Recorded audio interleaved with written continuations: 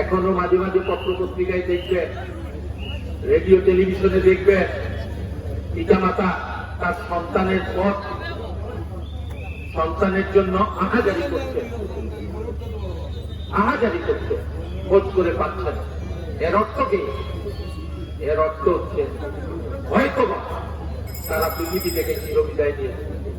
এই যে আন্দোলনে যে সহস্রাধিক ছাত্র জনতা নিহত হয়েছে, আজকে কিন্তু আমরা অকৃতজ্ঞ হয়ে গেলাম। আমি কয়েকদিন কারাগারে ছিলাম, কারাগারে আহত হয়েছি, আমাকে সম্বর্ধনা দিচ্ছেন। এই সম্বর্ধনা আমার পাওয়ার কোনো হক নাই। এটা আমরা উৎসর্গ করতে চাই এই সংগ্রামে যারা শহীদ হয়েছে, নাম জানা নাম অজানা, কোথাও কারোর বাড়ি